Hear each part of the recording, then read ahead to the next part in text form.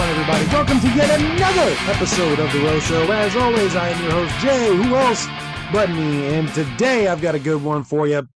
Rika Wildlee is my guest. I had a really good conversation with this guy. It was one of my favorites that I've done so far. The reason why I say that is because I love talking characters about professional wrestling, and today will be no different. Now, I started that off to say this. Right about now, we're going to do a return to Rants. So the reason why I'm doing a new rant today, and the reason why I want to start this off the way I am, is because there's something that I think is important, especially in today's world, to highlight. You know, we talk a lot about on this show about taking care of yourself, and there's a part of that I think gets overlooked. Now, I do have issues with pride a lot, 9 times out of 10. And I struggle with flying off the deep end at times where maybe it's not necessary. And I've worked really hard to correct that. I've worked very hard to correct that. And I think if you know me on a personal level, you know that, unless if it is an extreme circumstance, I will try to not fly off that deep end more often than not. Now, certain things happen in life where I can't help it. There's certain things. I hate using the word trigger because it's just overused anymore at this point, but there's certain things that quote unquote trigger me that, it's an instant fly off the handle, right? But for the most part, in my everyday life, I try really hard to not let pride get in the way. Now, I say that for this specific reason. What happened to me today was not a pride issue. I will let things build up over time and bottle it inside until it finally explodes. Now, that's not a healthy way to live, but that's just how I am. And the reason why I do that more often than not, in most cases, is because I don't want my pride to run my everyday life. Does that make sense? Like, there's some people where everything is an issue of pride, and I don't want to be one of those individuals. But when I reach my boiling point and I know, okay, it's not just me. I'm not imagining this stuff. Lines have been crossed. When I have deducted that in my head, I've got no choice but to address it. And I did that today. So what happened today was I was at my job, and I'm not going to get into specifics of the actual incident that happened because honestly, it's not that important to what I'm about to say.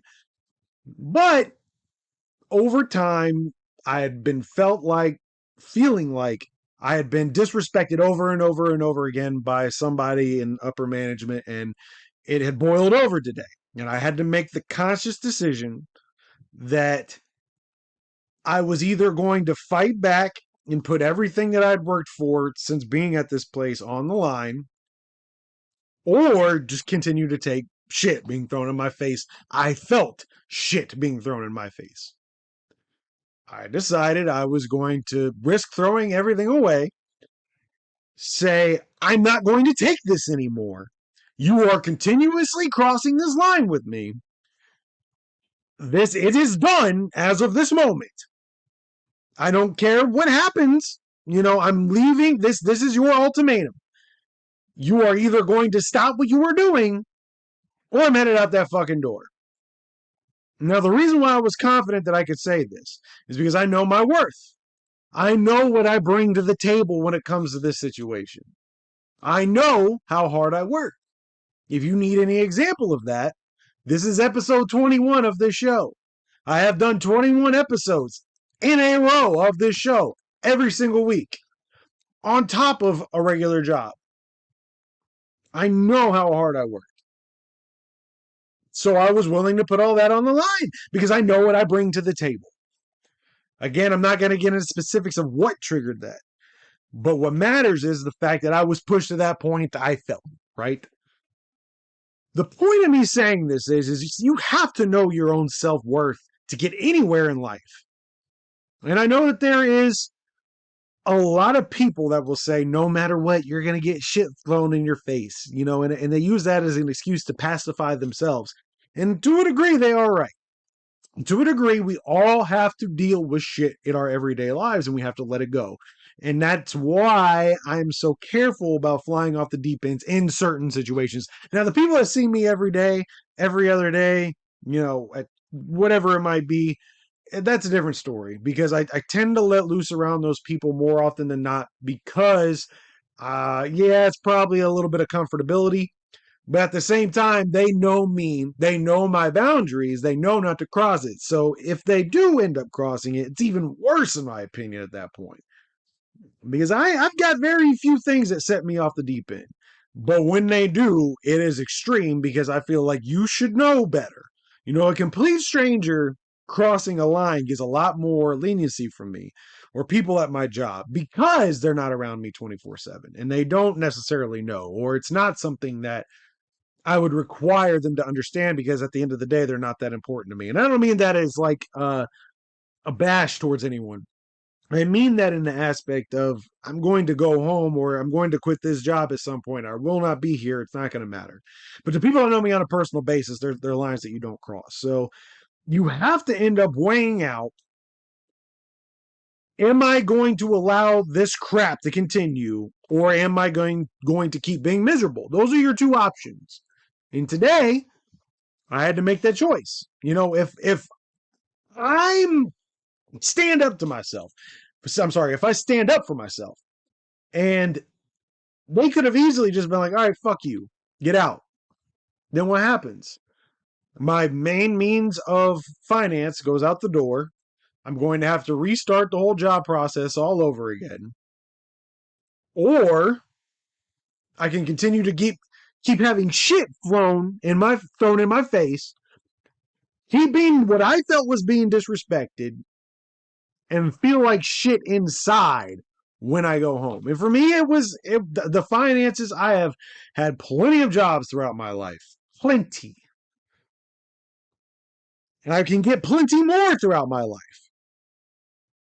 What I cannot take at this point in my life is my personal pride being damaged because I only have so much time left on this earth. I'm 38 years old as of this recording.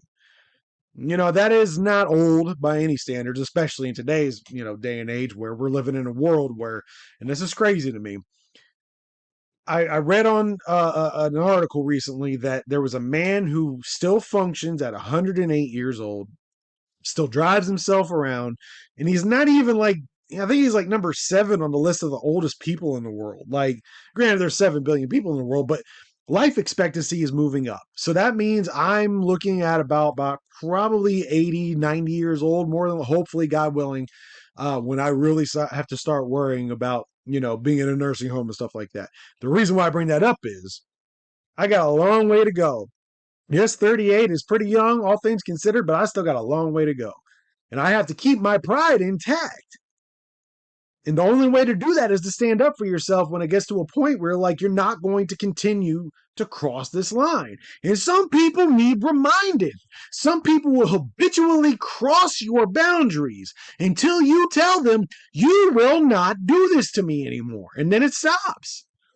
And then you also run the risk of, said person telling you yourself, hey, go fuck off. You have to weigh that out. What is more important, being a doormat where people will like you or your pride? At the end of the day, the only thing you go when you lay down at night, your pride is the only thing you have left. Now, at the same time, your pride should not be the deciding factor to everything, but it is still a factor. You still have to be comfortable enough to look at yourself in the face and go, I know I did what's best for me today. Can you do that? Because as of this recording, as I'm looking at myself in this webcam, I know for a fact that yes, I put myself and my livelihood and my job at risk today. It was not as important as what I feel and hear about me. Would it still backfire later down the road? Absolutely it could. Don't care. It was worth it. It was 100% worth it. I show no remorse for how I felt, how I acted, how I put everything on the line today. Because it was that important to me. To say, you're not going to keep doing this to me. I work too hard. And I do. I know how hard I work. I take vacation days for work more often than not. My wife gets on me a little bit. I know it irritates her, but I don't care. I know how hard I work. My time is literally money. You will not make me waste it on somebody. And that's at the end of the day. I'm not one of these people that complain about a paycheck. Yes, it is nice to get a higher raises, of course. Of course it is.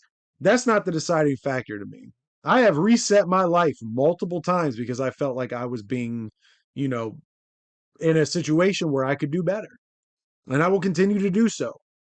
The moral of this story is, can you do that for you? Because you should in all instances. And again, not all, there is a line, between am I being too prideful and, is this worth burning my whole world down? And for me, it more often I will make that decision. Now I've not always been in the right. I've felt like I've made that right decision. And then upon further review, I hadn't. So that's again why I'm kind of careful about shit like that. But can you say the same thing? I hope you can, because everybody has something to offer. I think if everyone out there watching this, not watching this, whatever, actually sat down and weighed out their self-worth, we would not have a fraction of the amount of problems that we have these days, because people would understand I'm worth more than that. You probably are. You just don't know it yet. But fighting for yourself and what you think you're worth is more important than anything in this world to me. But that's to me. Anyway, I just wanted to get that off my chest. So, with that being said, I hope you understand what I'm saying, and I didn't just babble for the last whatever 10 minutes has been, and you get it. So, anyway, a word from our sponsors, and then to episode 21 with my guest, Rika Wildlee. Check it out. All right, everybody, it's time to stop and let you know about today's sponsor of the show, Crazy Martin's in Piqua, Ohio, one of my favorite places in the entire world to go to. Crazy Martin's has provided their customers with quality products for over 20 years, from ashtrays to water pipes and everything in between. Stop in, check out their selection, and of course, check out their pinball machines. With over 20 pins to choose from, there is something for everyone. Crazy since 1996. I don't just say this about every place. I love going to Crazy Martin's. I've always loved going to Crazy Martin's ever since I was of age to go to Crazy Martin's. It's one of my favorite places in the entire world. Me and my wife go there almost every Sunday to play pinball machines. It is one of the funnest spots in Ohio you could possibly find. It is in Piqua, Ohio. Check out their website at www.crazymartins.com.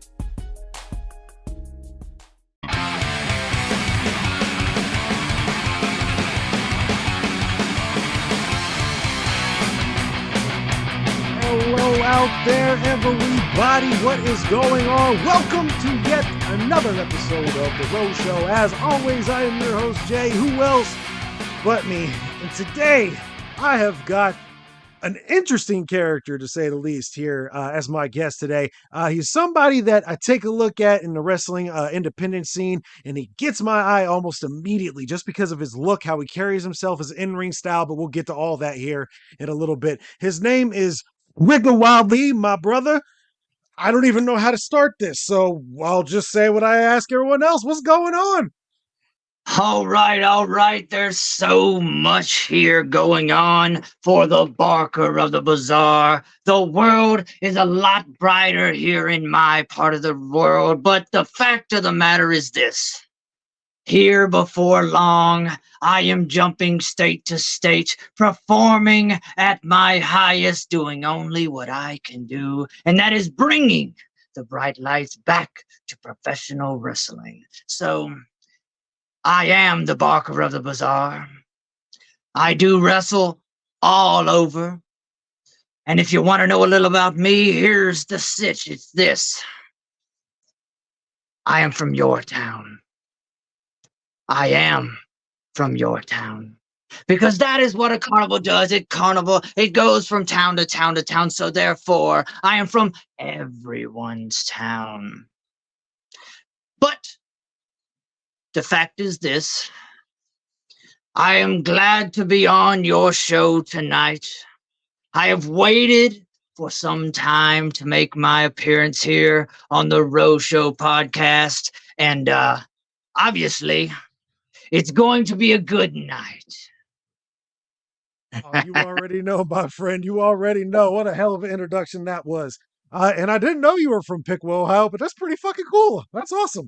Yeah, from my town. I love that shit, man. That was awesome. But see, what I want everybody to understand here, real quick, because it's not often I vet my interviews out pretty good. I gotta take people that I feel like I can have a good conversation with. So when I took a look at your profile and I saw what it was that you had to offer, I knew I had to talk to you because the look is unique. And again, I have looked up some of your work in the ring. I'm just, I don't say this to everyone. So you know that I'm being honest. Anybody that is a follower of the shows knows I don't give out these compliments willy nilly, but I think your ring work is much more solid than most independent workers are these days. Man, I just kind of want to get the overall backstory of how you became the Barker of the Bazaar. Well, first off, I really appreciate that. I appreciate the kind words because I have busted my ass trying to make sure that in the ring I carry myself to the top highest potential. You know what I'm saying? But the fact is, no matter what I bring to the screen or what I bring to the ring, everyone remembers the bright lights. And that is what I want them to remember. There's not many characters in Sure. professional wrestling anymore. There's not many people that could say, once the fan leaves the event, once the fan leaves the venue, I could have came in and I could have had a garbage match, or I could have come in and had the top match of the night. But the fact of the matter is on the ride home, they're gonna say, hey, what about that one guy with the lights? So you got to stick out. That is what it is to be a professional. That is what it is to be a character. And that is how you forever are instilled in people's mind as an artist in the ring, not just in, but out as well. Yeah, man, and that's a really good point to bring up as well. I was born in late I said late 80s, I guess 86 if we want to technically call that the late 80s. So by the time I was 4, I was already watching professional wrestling. Right. And as a 4-year old, obviously the characters is what drew me to it. But even as an adult, I go back and I start watching, some of these older I'm a huge documentary guy when it Me comes to too. the Me history of too. professional wrestling. And Matter of fact, before I turned record on this with you today, I was watching the documentary on the AWA on Peacock. Uh, So yeah, just the hell of it, you know what I'm saying? But I go back and I watch some of the stuff from the old era and they bring up Doink the Clown and they bring up, how flamboyant Macho Man was at times. And they bring up Brutus the Barber Beefcake. They bring up all these characters in such a manner to almost demean them. But from right. my perspective, even as an adult today, we're talking about those characters today, not Right. because not because of how ridiculous they were. We talk about them because they are remembered. So I think you hit the head of the nail perfectly on that one, my friend. Well, that's the thing, man, is, you know, we all know as wrestling fans, as people who enjoy the sport and everything else, we all know kayfabe has been broken for years. So Sure. back then it wasn't. Back then people lived those gimmicks. You know what I'm saying? Yeah. And and Yeah. and un- unlike a few like Undertaker, Ric Flair, so on and so forth, that made it through the years, those gimmicks lasted. And just like you said, people are still talking about it 20, 30, 40 years later. And obviously we know the gimmick was just a facade. It was all just a show, but how unique they were in their ring style, their appearance, their, you know, gear, everything that captivated a fan and made a fan love that character. Whether you said, like Doink the Clown, Hacksaw Jim Dugan, Macho Man, so on and so forth. Yeah. It's not so much that their wrestling ability was just top tier, it's the fact that their entertainment value was top Sure. tier. Sure. And And it that's was a different brand. It was a different brand. And right. like you said, what you said, I think really should resonate with a lot of people with your goals and how you want to present yourself because The key thing I took out of what you said there a second ago was the kids driving home will remember the lights. At the end of the day, when it comes to the business of the professional wrestling business, them kids are the ones buying the tickets. And Exactly. even though they might not be given the money, their parents are, so they can take their two little sons, three little sons, two sons, and a friend to go see the wrestling show. And they're going to want to Exactly. go to where their kids want to go so they can create a memory. And that's the one thing about today's professional wrestling. Again, you kind of touched on this as well. Everybody in today's industry, for the most part, they're just them. Like Well, first name, last name. It's not a character.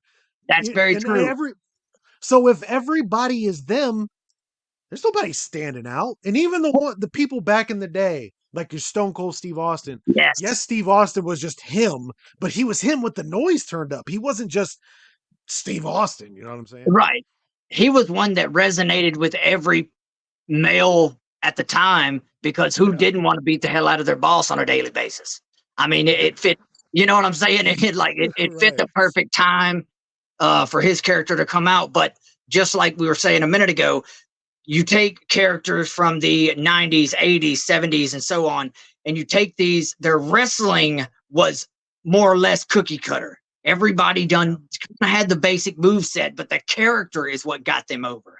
Nowadays, the character is cookie cutter, and the moves, the flashiness, the flips and jumps and all that kind of stuff, that's what puts them over. So it's kind of took a turn, you know, put it on its head for a little minute. Not that it can't go back to that, because there are some characters who doesn't love R-Truth. Yeah. Right. Come on, Sure. Yeah. come on. He is an amazing wrestler. Don't get me wrong. He is top tier, amazing, amazing ability. But his entertainment value outside of the ring make them so much more money Yeah. than putting him in a match 5, 6 days a week, traveling, doing what, you know what I'm saying? So Yeah. you could come out, you could come out on screen and just be entertaining and do just as much, if not more, than somebody who was in the ring every single night, taking bumps every single day and doing Mhm. everything a professional wrestler is supposed to do. So if Yeah. I'm going to take it to the independents for a minute, but if I was an independent promoter and I had one guy who could promo just amazingly, could just on the fly talk, whatever. And then you got one guy, but he can't wrestle that good. Then you got one guy who could wrestle pretty good, but he can't promo that well. And then you've got a third guy who can do both decent. Who do you think is going to get booked? The guy who Well. does both decent. Yeah. Right. Yeah. you know Right. and Yep. and that's where every wrestler should be, just on the fact that you can always grow, you can always get better, you can always perfect your craft and learn more and so on and so forth. But if you only focus on the flippy tricks in the ring and you don't focus on your entertainment value outside of the ring, then you're putting a cap on yourself. Because you could, just like, I'm going to use Jeff Hardy as an example. You know, early year Jeff Hardy, he was jumping off everything, he was doing everything, and he kind of capped himself out. Not that people didn't want to see it still, but you can only see him jump off stuff so much, you know. But then you've got people like R-Truth and others. I'm going to use Santino Morella with the dumbass snake hand. I mean, it's entertaining. You know what I'm saying? And that Right. is what drew me to it as a kid, just like you said, drew you to it as a kid. And at the end of the day, just like you said, they're the ones that's telling their friends, they're the ones that's begging mom and dad to buy tickets to the Yeah. wrestling show. And that's just how it is. Yeah. And then one last thing I'll say on it, then we'll move on because I want to talk a little bit more about you. One last thing I'll say on it to your point when it came to R-Truth. This is, as we're recording this right now, we're mid-April. What was it, 2 months ago? R-Truth had the number one selling shirt in all of WWE, and it wasn't because of his work. He was Right. out beating he was out beating Cody Rhodes. He was out beating CM Punk. He was beating everyone because of he was trolling Judgment Day. It wasn't because of a match. It wasn't because of Exactly. a match. So you're absolutely correct on Exactly. that. But so what I want to get to next here is how exactly did you come about with the whole style and becoming the Barker of the Bazaar? Where did your ideas come from? Is this something that was given to you? Is this something you got in a dream? How did what Well, we're looking at right now become to be? okay, so it started out, I'm going to go with the name first. As I was joining into professional wrestling, before getting in training to become a professional wrestler and going to the school and all that stuff, I was doing promos online. So I was competitive promoing. Okay.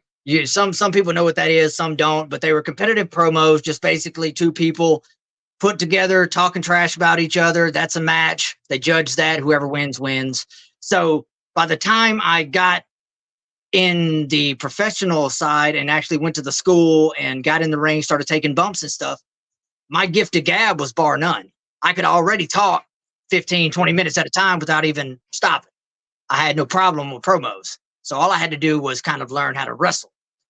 So the Rika name, when I was about 14 or 15 years old, I'm a huge D&D fan, always have been. Okay.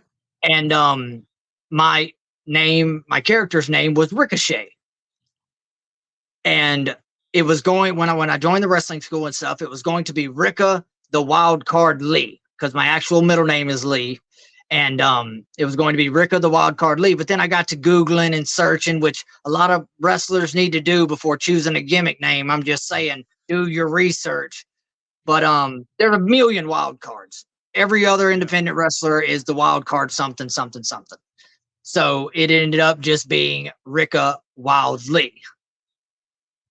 And that's how that came about. Now, the Barker, I was trying to, which I built this in the promo game or whatever, but trying to build a world that people could attach themselves to a point to where I didn't even have to bring it up anymore.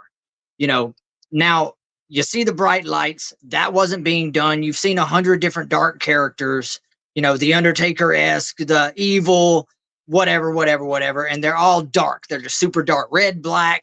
And then that's pretty much the gist of it. But you never see somebody that is just over the top, in your face, bright.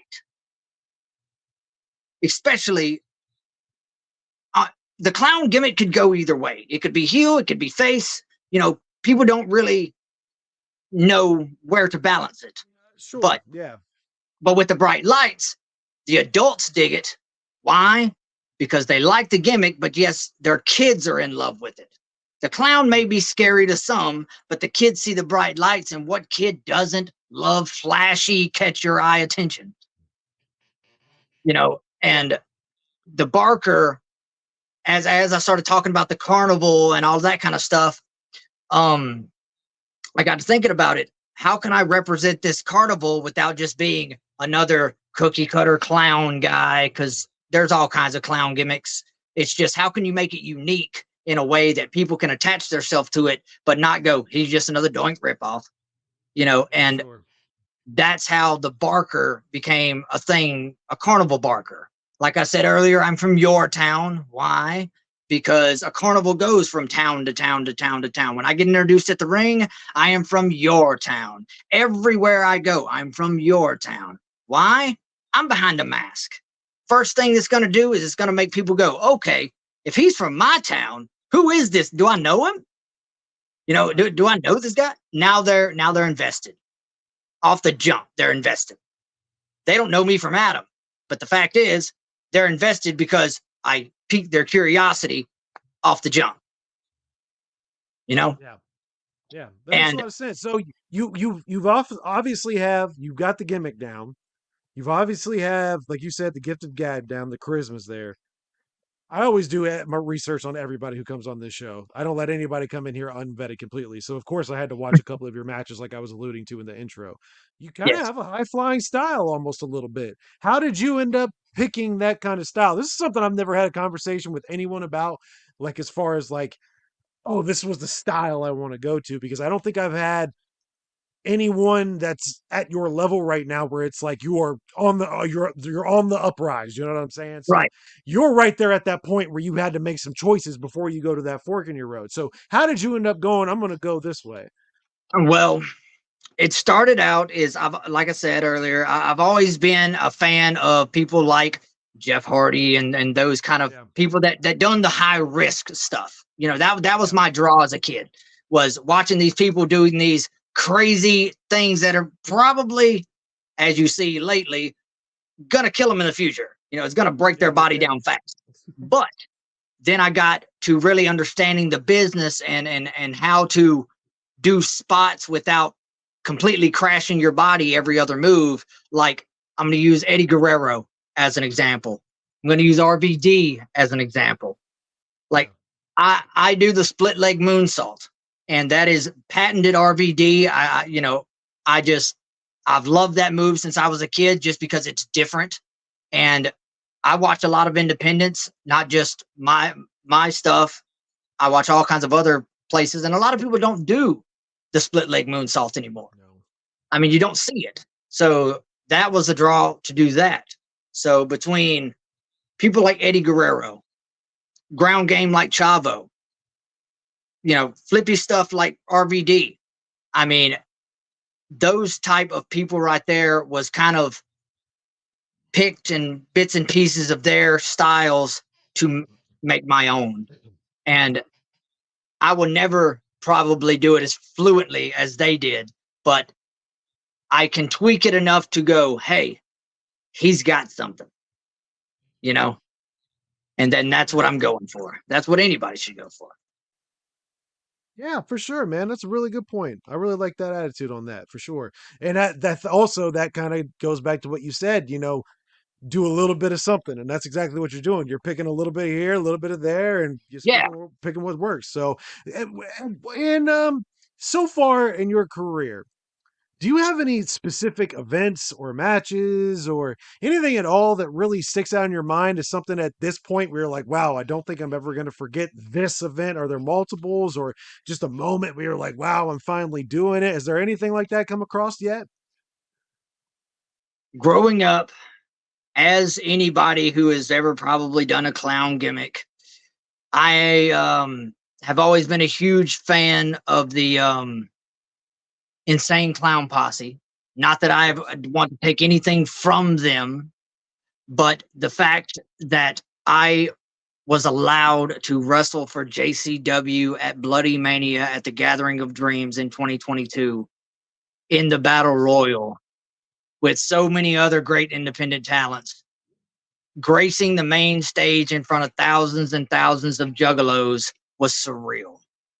Just Yeah. just getting in the ring and having everybody chanting and screaming and hollering, and that was my first time to ever go to the gathering, let alone be chose to wrestle at Bloody Mania for Oh, JCW, wow.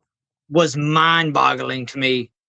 And yeah, that right there is forever going to be a highlight in my career. I could go on forever, but that's going to be the one. Yeah.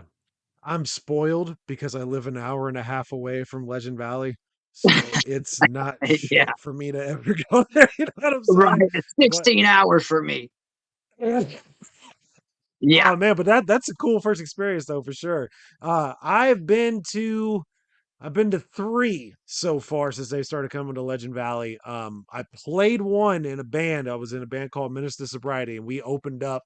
I think it was the 17th gathering. I think. Oh, wow. No, yeah, I think so. It was either the 17th or the 18th. I don't remember which one specifically, but either way it goes, like I understand that feeling a lot. Being from that scene, and by the way, if you don't know, I have a huge underground following here. So There you everybody that's go. watching this is probably going to be cheering along with you on that for sure. But Right. to be able to go from, and not even just gatherings, to be able to go from any show where you're Right. sitting there watching them, and then now you're a part of it at some point. There's always a moment in everybody's mind where they stop and they go, "Hold!" I don't care how jaded you are right now at this point in Oh, the man. underground. There's always, you're gonna look down and go, "What the fuck?" And it's a Exactly. cool feeling, man. Yeah. Dude, So I called my go ahead. best friend that night. It happened at 2 a.m. They had this match at 2 a.m. So I called my best friend that night, and I just had to kind of get him to snap me back to reality. Like, yes, dude, it's happening. So I'm like, dude, I'm beyond nervous. I'm like, he's like, just go out there, kill it, man. You've been wanting to do this for years. He's like, you got this. Really, really put Yeah. me in check. But yeah, Surreal. Yeah. The guys, I ended up joining Menace to Sobriety about 15 years and then being a band, but Menace was playing gatherings all the way back at Cave in Rock, Illinois. So that Oh, tells wow. you like that Menace to Sobriety was main staging for a long time. So these guys, they had already done it, the multiple Yeah. times. I think they had played main stage like 5 times at this point. And Wow. the only reason why they took the gathering I got to play was because they knew how much it meant to me. So like that should put it into Yes. perspective for anybody who doesn't really follow the genre. It's like going to Mecca. You know what I'm saying? It Oh, literally is for us. been to It's Mecca. going to It's Mecca. amazing. I Yeah. mean, And the fact that these guys, none of these guys wanted to play that gathering, but they did it because they knew how much it was a life goal for me. You know what I'm saying? right. And granted, yes, Right. we are an hour and a half away. So it's not like, we had to rent hotels and we didn't have to, we just had to gas up the van and hook up the trailer. You know what I'm saying? So it's Right. not like Right. they were really inconvenienced, but they could have. I mean, there was 7 of us at the time. 6 against 1, they say, no, we don't want it. We ain't fucking doing it. But right here, this piece of paper, you can't really read it, but this white piece of paper right here is the email that I got from Jumpsteady offering the spot to open the gathering of the Juggalos that year. So it is in. Nobody's really asked, but if you've ever been wondering why there's this blank spot in this backdrop every single time you watch this show, it's not a That's blank awesome. spot. That is a contract to play the gathering of the Juggalos the year we did, because it's like, and above it is actually the program, but you can't see that. And I'm not Yeah. here to tilt my screen back. See, I had But to go ahead. I had to go and do I think it was 60 guys that tried out and they chose 30 to do the Nice. battle royal. Yeah. And it was Madman Pondo that ran the tryouts, and it was wild, man. It was wild. Madman Pondo is a name that will never get credit for a single thing that he has done in this industry, and he Oh has my touched gosh, man. some huge names in this industry. Right. And it Good is, I guy think, though. yeah, absolutely good guy. And I look at his body of work, and I mean, even you have a guy like Rude Boy, who has wrestled the American Dream, Dusty Rhodes. Nobody talks Right. about it. Yeah. Nobody remembers it. It's heartbreaking to see just how it's getting better, in the last couple of Yeah. years. The mainstream, no, and I'm not one of these people that advocates for mainstream acceptance for our scene. I don't give a fuck. But the Right. mainstream is starting to at least give credit where credit is due. However, Well, I guys mean, like Pondo and Rude Boy are not going to get their props ever. no, no. They were their work in its prime was buried by the I'm not going to use the word. Well, I am going to use the word the hatred for the underground, Yeah. and it's sad that it happened that way. But it takes the people that has followed them that long to really appreciate what they've done to get the independence and the wrestling world that we know nowadays, as accepted as it is, over.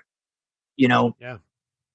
And it's so ironic to me that one of the most iconic video games in the PlayStation 2 era, oh, Backyard Wrestling, has yes, both of those two individuals in it me and too. is still to this day renowned. It had ICP, it had Twisted, it had fucking everyone in it. Yes, it And none did. of these people get credit, bro. No, and thing is everybody played that game, even though they had, Yes. dude, everybody played that game, and they didn't, even if they didn't listen to the music, like they Yeah. get done with that game, they're like, hey, I know that one song, homies. It's like, Right. You're absolutely right, dude. It's so wild to me. But anyway, so yeah, yeah, okay, so that's pretty cool, man. You played the gathering. Is there any upcoming goals? I will say this. On my research and looking at you, I've seen you've already got the merchandise game down pat. Obviously, your underground background, that's got to be a big correlation there, because underground ninjas, your there you go. merchandise, we go hand in hand. But Right. is there anything coming up? Let's say in the next 5 years? Is there any major goals that you want to hit between now and 5 years from now where it's like, this is where I want to be? Because it seems like you're very goal oriented. So I would assume you've got Well, something. In 5 years, I will be 40. Really? Yes. So with that said, um, yes, there's a lot that I want to do before then. In particular, I want to main event at least a 5,000 person show. Okay. Not just work a 5,000 person show, main event a Main event. 5,000 Okay. person show or more. But I want to let everyone know and explain through my actions and ring performance and on screen ability and all that kind of stuff. I want to tell anybody that is coming into the business within the next couple of years, I want them to be able to look at me and say, hey, you don't have to be cookie cutter Joe Blow. You can literally do whatever you want if you've got enough heart, passion, and drive behind it, and you believe in it enough. You give the fans and the haters and everybody else the option. You don't give them the option to believe or not believe. You just more or less force it down their throat to the point where they're like, you know what? This guy, he has it. His passion and for this entire, not just wrestling, but this entire gimmick is it is above me, you know. Yeah. When I first got into wrestling and all that kind of stuff, not as a kid, but as a performer, nobody, and I do mean nobody, dug the gimmick because it was odd, man, you know. And Yeah. I can even say at the time, my trainer, the guy that was training me, when I first told him I want to do a clown gimmick, he was like, that'll never work. It'll never get over, you know, give it up there. So I started coming to training every single day in the mask. Like, I don't really think he saw my face till I was about to graduate. Just on the That's fact that I'm awesome. like, dude, I want to do this. I will make Yeah. them believe, you know. And now I've reached podcast in Denmark. I've done podcast in London. I've done podcast in Australia. I've done podcast everywhere, just on the simple fact that it's an odd gimmick and people just want to see what the hell it's about. Remember what I said when we started this? The only reason why I asked you to do this was because I was drawn into your look. There you go. And like I said, you know, I'm a decent wrestler. You know, I'm always going to try to get better, as everybody should, but I'm one of those kind of people that you're not. I'm going to make sure, come hell or high water, you don't forget who I am.